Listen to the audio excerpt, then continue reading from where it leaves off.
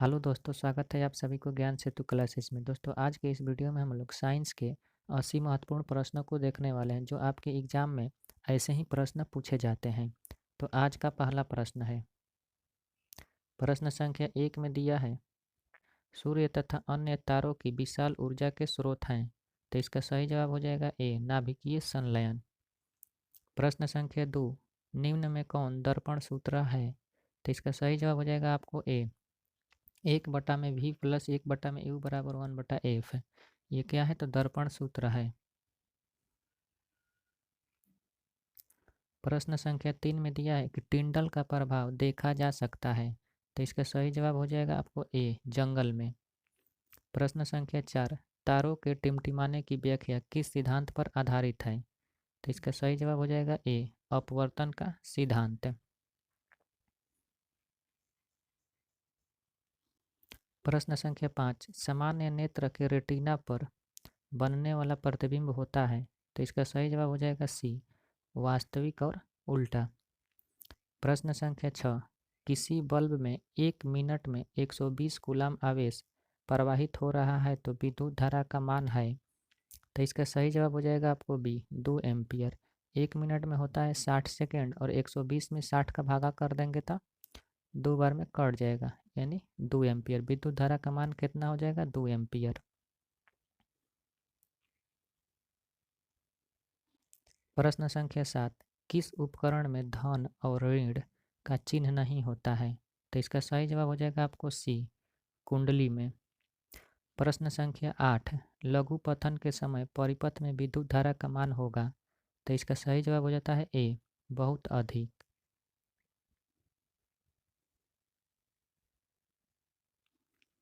प्रश्न संख्या 9, विद्युत चुंबकीय प्रेरक की खोज किसने की थी? तो इसका सही जवाब हो जाएगा आपको ए, फैराडे ने। यानी विद्युत चुंबकीय प्रेरक का खोज किसने किया? तो फैराडे। प्रश्न संख्या 10, एक उत्तल लेंस होता है। तो इसका सही जवाब हो जाएगा आपको सी, किनारे के अपेक्षा बीच में मोटा। यानी उत्तल लेंस कैसा होता है? तो ऐसा होता है, यानी बीच में मोटा होता है या किनारा किनारा पतला होता है।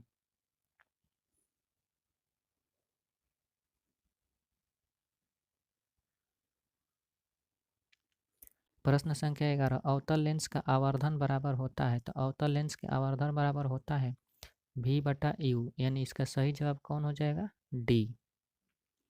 प्रश्न संख्या 12, गोलीय दर्पण में फोकसांतर एवं वक्रता त्रिज्या के बीच संबंध है। तो इसका सही जवाब हो जाएगा ए, r/2f।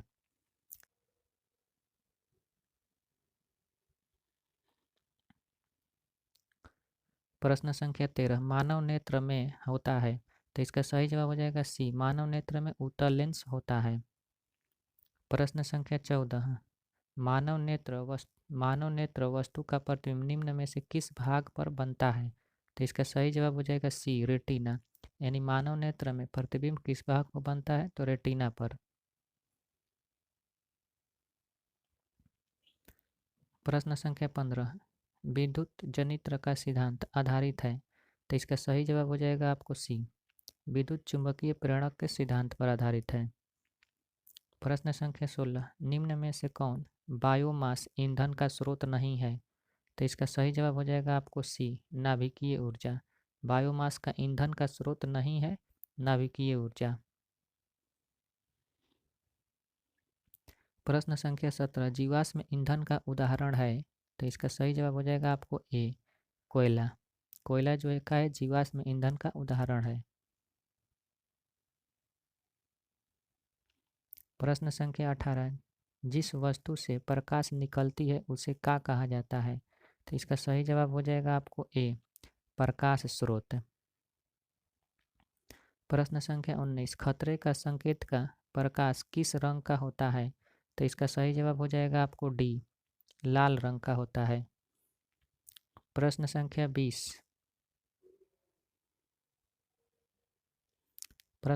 20, एक जूल और 1 सेकेंड के अनुपात को क्या कहते हैं? तो इसका सही जवाब हो जाएगा डी, 1 वाट। प्रश्न संख्या 21, चुंबकों के सजातीय ध्रुव के बीच परस्पर है। तो इसका सही जवाब हो जाएगा आपको बी, प्रतिकर्षण। प्रश्न संख्या 22, लेंस की क्षमता का एसआई मात्रक है, तो इसका सही जवाब हो जाएगा आपको सी, एम इनवर्स 1।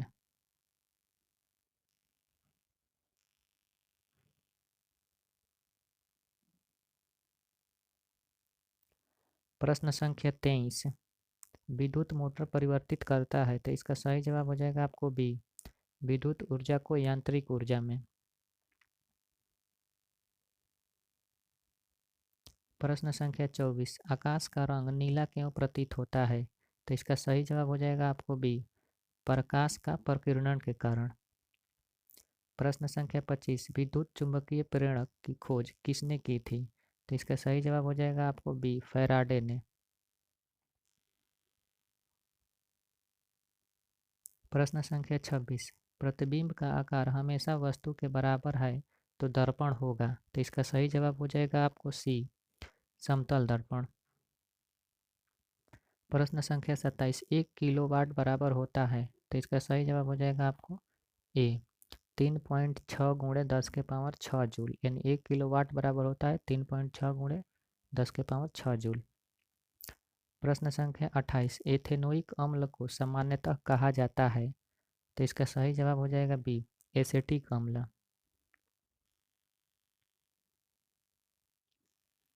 प्रश्न संख्या 29, भारतीय संगीत प्रणाली में संगीत के कितने स्वर होते हैं, तो इसका सही जवाब हो जाएगा आपको सी, 7। प्रश्न संख्या 30, वायुरोधी बर्तन में खाद्य सामग्री रखने से उपचयन की गति हो जाती है, तो इसका सही जवाब हो जाएगा ए, धीमी। प्रश्न संख्या 31, नीचे दी गई अभिक्रिया में कौन सा कथन सही है, तो ये आपको अभिक्रिया दिया गया है, तो इसके लिए सही जवाब कौन हो जाएगा, ए, कॉपर का ऑक्सीकरण। प्रश्न संख्या 32, सिल्वर क्लोराइड का रंग होता है, तो इसका सही जवाब हो जाएगा आपको ए, श्वेत, यानी सिल्वर क्लोराइड का रंग कैसा होता है, तो सफ़ेद। प्रश्न संख्या 33, समीकरण, ये आपको समीकरण दिया गया CaCO3 CaO+CO2 किस प्रकार का समीकरण है, तो इसका सही जवाब हो जाएगा आपको ए, विघटन। प्रश्न संख्या 34, किसी लाल तप्त आयरन पर जलवाष्प प्रवाहित करने पर कौन सा यौगिक प्राप्त होता है, तो इसका सही जवाब हो जाएगा आपको सी, Fe3O4, यानी Fe3O4 आयरन ऑक्साइड, जिसे मैग्नेट या चुंबक ऑक्साइड भी कहा जाता है।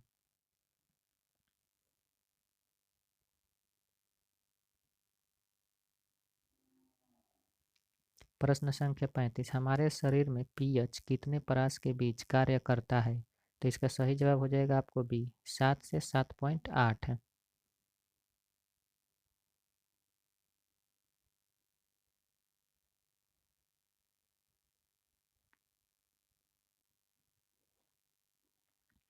प्रश्न संख्या 36, बेकिंग पाउडर का अणुसूत्र क्या है, तो बेकिंग पाउडर का अणुसूत्र क्या होता है, तो NaHCO3, तो इसका सही जवाब कौन हो जाएगा, सी, NaHCO3, जिसे सोडियम बाइकार्बोनेट भी बोला जाता है। ठीक है, इसका सामान्य नाम होता है खाने वाला सोडा। अब यहाँ पर दिया है Na2CO3, तो Na2CO3 को रासायनिक नाम क्या है, तो सोडियम कार्बोनेट, जिसे धोवन सोडा या कपड़ा धोने का सोडा कहा जाता है। फिर यहाँ दिया है CaCO3, तो CaCO3 को क्या कहा जाता है, कैल्शियम कार्बोनेट, जिसे चूना पत्थर या चौक बोला जाता है। डी नंबर में दिया है कि NaNO3, तो NaNO3 को सोडियम नाइट्रेट बोला जाता है, यानी ये क्या है, तो सोडियम नाइट्रेट का रासायनिक सूत्र है। तो अपना इसका सही जवाब कौन हो जाएगा, बेकिंग पाउडर का अणुसूत्र NaHCO3। प्रश्न संख्या 37, निम्न में कौन आयनिक यौगिक है, तो इसका सही जवाब हो जाएगा आपको सी, CaCl2, तो CaCl2 को क्या बोला जाता है रासायनिक, कैल्शियम क्लोराइड। CH4 मीथेन हो जाता है, CO2 carbon dioxide, NH3 ammonia. प्रश्न संख्या 38, निम्न में कौन सा पदार्थ ऑक्सीजन से संयोग नहीं करता है, तो इसका सही जवाब हो जाएगा आपको बी, सोना। सोना जो है ऑक्सीजन से अभिक्रिया नहीं करता है, यानी संयोग नहीं करता है। प्रश्न संख्या 39, शुद्ध सोना का व्यक्त किया जाता है, तो इसका सही जवाब हो जाएगा आपको बी, 24 कैरेट। यानी 24 कैरेट का जो होता है वो शुद्ध सोना होता है।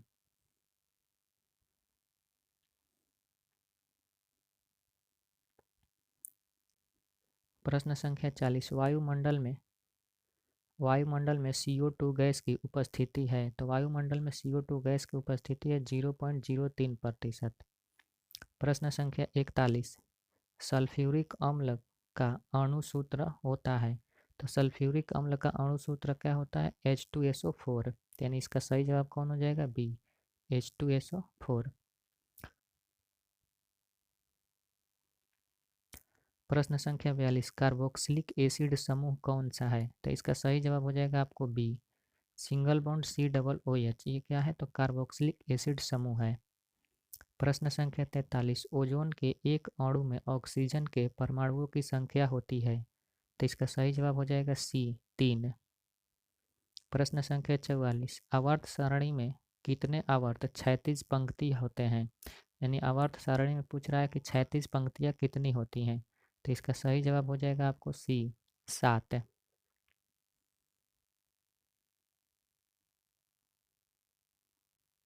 प्रश्न संख्या 45, सल्फेट, अर्धहाइड्रेट या हेमीट्राइट्रेट का अन्य नाम है, तो इसका सही जवाब हो जाएगा आपको बी, प्लास्टर ऑफ पेरिस।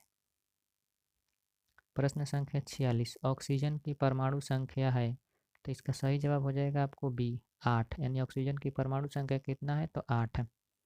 प्रश्न संख्या 47, एक पिकोमीटर कितने मीटर के बराबर होता है? तो इसका सही जवाब हो जाएगा आपको सी, 10⁻⁻12 मीटर के बराबर होता है। प्रश्न संख्या 48, एथेनॉल का क्रियाशील मूलक है, तो इसका सही जवाब हो जाएगा कौन आपको? ए, सिंगल बॉन्ड OH।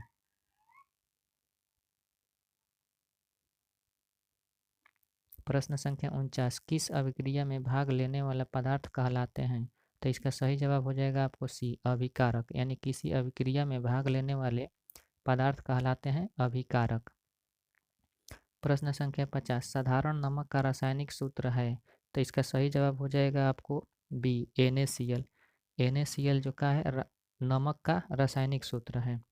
इसको क्या बोला जाता है? तो सोडियम क्लोराइड। NaOH का रासायनिक नाम क्या है? तो सोडियम हाइड्रोक्साइड। NaOH का नाम है सोडियम हाइड्रोक्साइड। यहाँ पर दिया है CaCO3।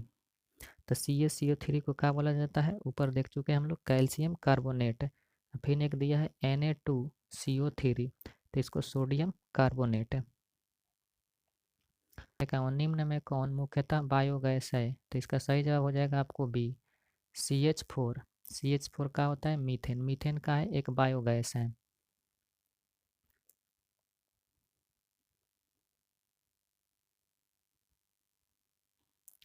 प्रश्न संख्या 52, पोटेशियम की परमाणु संख्या क्या है? तो इसका सही जवाब हो जाएगा आपको ए, 19।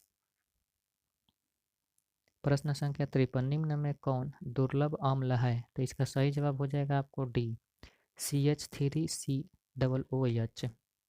इसको बोला जाता है एथेनोइक एसिड।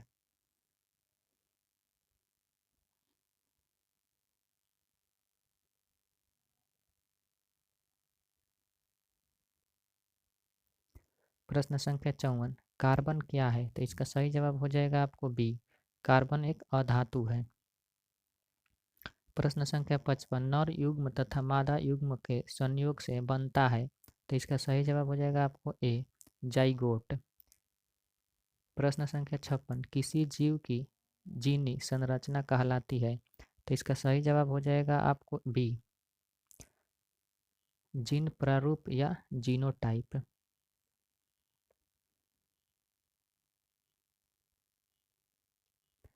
प्रश्न संख्या 57, मैदानी पारिस्थितिकी तंत्र में तृतीय उपभोक्ता है, तो इसका सही जवाब हो जाएगा आपको डी, सर्प।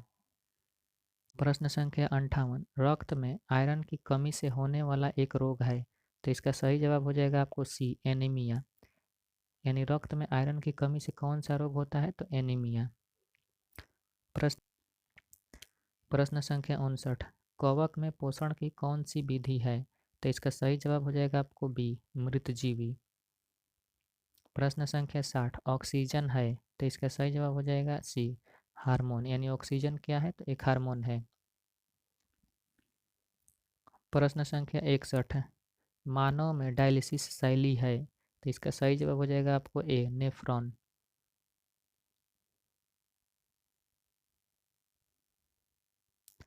प्रश्न संख्या 62 भोजन का पाचन किस प्रकार की अभिक्रिया है, तो इसका सही जवाब हो जाएगा आपको ए उपचयन। प्रश्न संख्या 63 है, नर युग्म एवं माद युग्म के संलयन को कहते हैं, तो इसका सही जवाब हो जाएगा आपको डी इनमें से कोई नहीं। क्वेश्चन नंबर 64 निम्नलिखित में से कौन फल्की पादप का उदाहरण है, तो इसका सही जवाब हो जाएगा आपको सी फल्की पादप का उदाहरण है पपीता।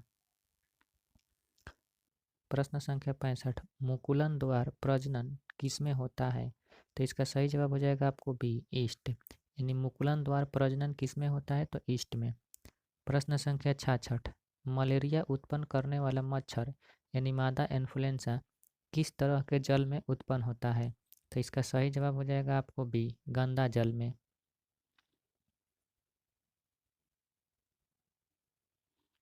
प्रश्न संख्या 67 डेंगू उत्पन्न करने वाला मच्छर किस तरह के जल में उत्पन्न होता है, तो इसका सही जवाब हो जाएगा ए साफ जल में। प्रश्न संख्या 68 ओजोन परत पाई जाती है, तो इसका सही जवाब हो जाएगा आपको ए स्ट्रेटोस्फियर में।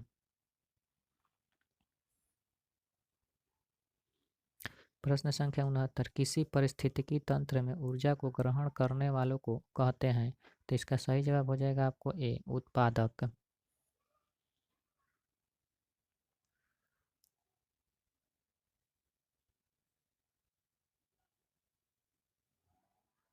प्रश्न संख्या 70 एडिनोसिन ट्राइफॉस्फेट यानी एटीपी है, तो इसका सही जवाब हो जाएगा आपको डी इनमें सभी, यानी ऊर्जा का वाहक, ऊर्जा का सिक्का और ऊर्जा का संग्राहक।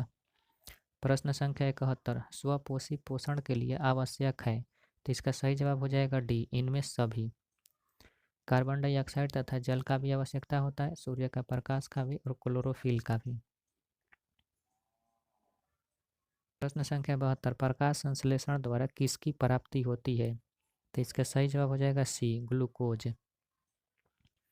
प्रश्न संख्या 73 शुक्राणुओं का मोचन कहाँ होता है, तो इसका सही जवाब हो जाएगा आपको बी शुक्रवाहिका में।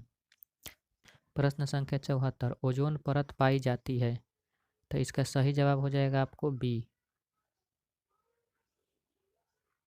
इसका सही जवाब हो जाएगा आपको बी वायुमंडल के ऊपरी सतह में। प्रश्न संख्या 75 आनुवंशिक गुणों का संदेश होता है, तो इसका सही जवाब हो जाएगा आपको ए डीएनए अणु में। प्रश्न संख्या 76 एक नर हार्मोन है, तो इसका सही जवाब हो जाएगा आपको डी टेस्टोस्टेरोन। प्रश्न संख्या 77 शुक्राणु का निर्माण होता है, तो इसका सही जवाब हो जाएगा आपको ए वृषण में, यानी शुक्राणु का निर्माण कहाँ होता है तो वृषण में। प्रश्न संख्या 78 किस वैज्ञानिक को आनुवंशिकी का पिता कहा जाता है, तो इसका सही जवाब हो जाएगा आपको बी ग्रेगर जॉन मेंडल को। संख्या 79 एक कोशिकीय जीवों में जल का परिवहन होता है, तो इसका सही जवाब हो जाएगा आपको सी विसरण द्वारा। प्रश्न संख्या 80 मछली के हृदय में कक्षों की संख्या होती है, तो इसका सही जवाब हो जाएगा आपको ए 2। मछली के हृदय में कक्षों की संख्या कितनी होती है तो 2। वीडियो पसंद आया हो तो वीडियो को लाइक और चैनल को सब्सक्राइब करें और अपने दोस्तों को भी शेयर करें ताकि अधिक से अधिक स्टूडेंट्स इस वीडियो का लाभ ले सकें। आप किस विषय का ऑब्जेक्टिव क्वेश्चन देखना चाहते हैं कमेंट करें।